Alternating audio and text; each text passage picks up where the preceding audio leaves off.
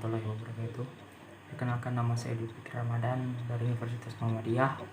Hari ini saya akan menjelaskan definisi tunarungu, karakteristik, penyebab, jenis-jenis, dan lain-lain sebagainya lewat mind map.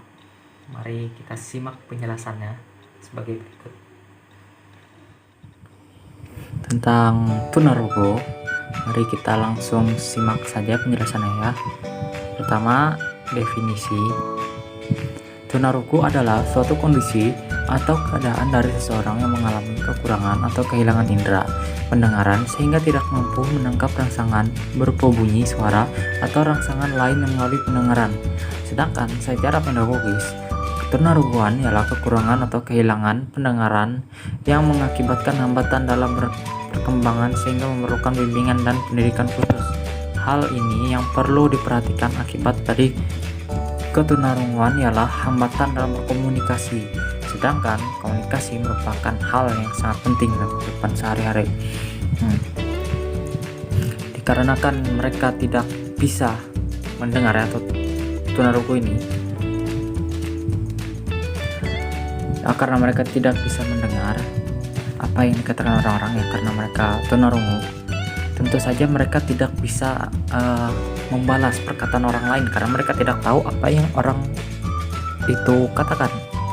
Maka dan situlah mereka jadi terhambat dalam melakukan komunikasi dalam kegiatan sehari-hari.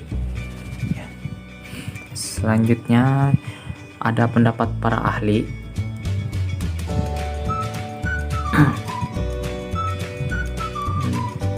Menurut Winarsi, tunarungu adalah suatu istilah umum yang menunjukkan kesulitan mendengar dari yang ringan sampai berat, digolongkan ke dalam tuli dan kurang mendengar. Selanjutnya kita ke jenis. Menurut Melinda, terdapat 3 batasan dalam mengelompokkan tunarungu berdasarkan seberapa jauh seseorang dalam memanfaatkan sisa pendengaran dengan atau tanpa bantuan alat bantu mendengar, yaitu sebagai berikut. Yang pertama, kurang mendengar, namun masih bisa menggunakannya sebagai sarana atau modalitas utama untuk menyimak suara, cakapan seseorang, dan mengembangkan kemampuan bicara. Artinya kalau ini masih normal ya, cuman karena kurang fokus mungkin menyebabkan pendengarannya jadi tidak intinya nggak fokus ya. Kedua, tuli atau deaf, ini salah ketik ya, yaitu mereka yang pendengarannya sudah tidak dapat digunakan sebagai sarana utama guna mengembangkan kemampuan bicara, namun masih dapat difungsikan sebagai suplemen pada penglihatan penglihatan dan perabaan.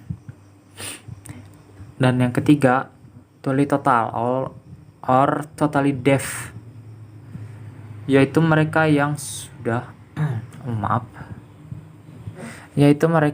sudah sama sekali tidak memiliki pendengaran sehingga dapat digunakan untuk menyimak atau mempersepsi dan mengembangkan bicara.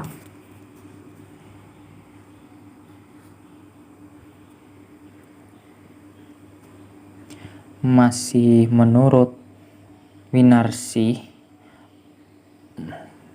berdasarkan tingkat pengelompokan tunarungu dibagi jadi 5 kelompok, yaitu yang pertama, kelompok 1, kehilangan 15-30 dB mild hearing loss atau ketunarunguan ringan, daya tangkap terhadap suara cakapan manusia masih normal. Ini untuk mereka yang rata-rata ya. Kelompok kedua, kehilangan 31-60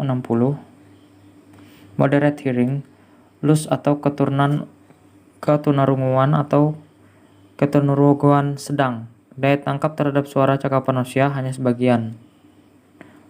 Kelompok 3, kehilangan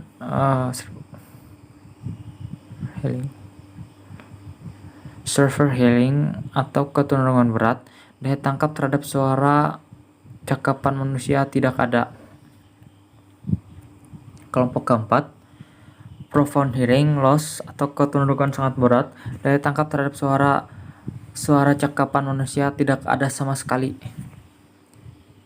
Kelompok kelima, kehilangan lebih dari 120, total hearing loss atau ketunarungan total, daya tangkap terhadap suara cakapan manusia tidak ada sama sekali. Itu tulis total ya.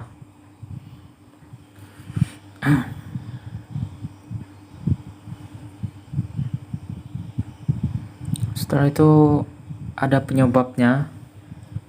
Kenapa tunarungu itu ada? Di sini menurut Somad dan Hermawati, tunarungu dapat terjadi sebelum lahir parental, ketika lahir natal, dan sebuah lahir postnatal terhadap beberapa hal yang dianggap sebagai penyebab ketunarunguan, yaitu sebagai berikut. Yang pertama, kita ada faktor internal. Ketunarunguan dari salah satu kedua orang tuanya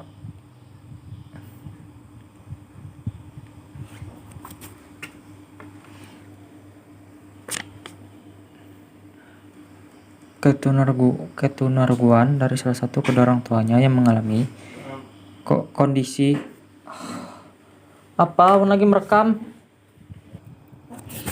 Baik, tadi ada penyebab dari ketunarunguan, ada faktor eksternal dan internal.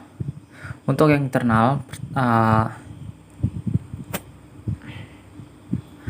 keturunan dari salah satu kedua orang tuanya yang mengalami ketunarunguan.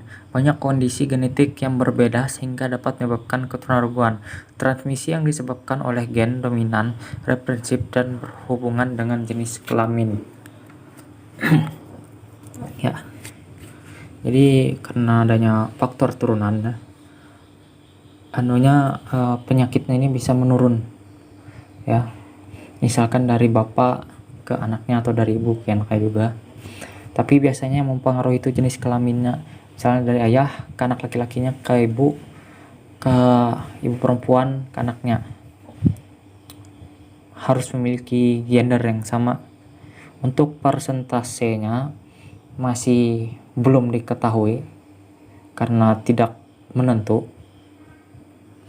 Dan mari kita masuk ke faktor eksternal. Biasanya faktor eksternal ini disebabkan ada penyakit lain atau kecelakaan yang dapat mengakibatkan kerusakan alat-alat pendengaran bagian tengah dan dalam. Dan selanjutnya kita masuk ke karakteristik tunarungu. Menurut Sujihati, karakter anak yang mengalami tunarungu ada beberapa. Ada 5 ya. Yang pertama, karakteristik fisik.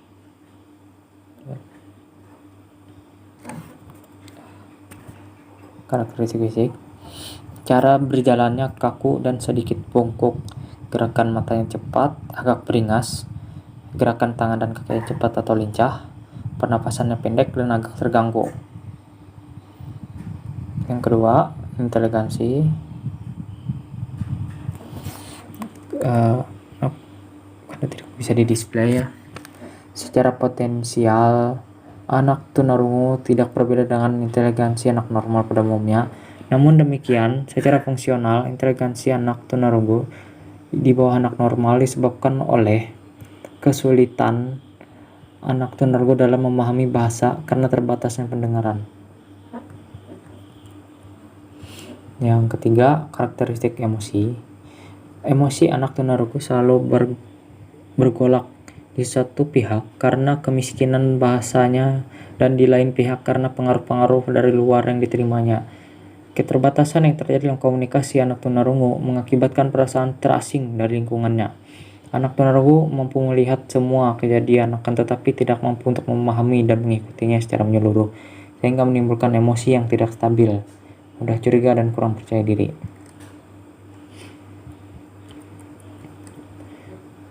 Keempat, karakteristik sosial.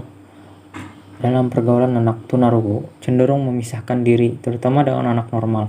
Hal ini disebabkan oleh keterbatasan kemampuan untuk melakukan komunikasi secara lisan. Kelima, karakteristik bahasa. Miskin dalam kosakata Sulit dalam mengartikan ungkapan-ungkapan bahasa yang mengandung arti kiasan. Sulit mengartikan kata-kata abstrak. Kurang menguasai irama dan gaya bahasa. Hal ini disebabkan oleh adanya hubungan yang erat antara bahasa dan bicara dengan ketajaman pendengaran. Mengingat bahasa dan bicara merupakan hasil proses peniruan, sehingga para anak tunarungu sangat terbatas dalam segi bahasa. Ya,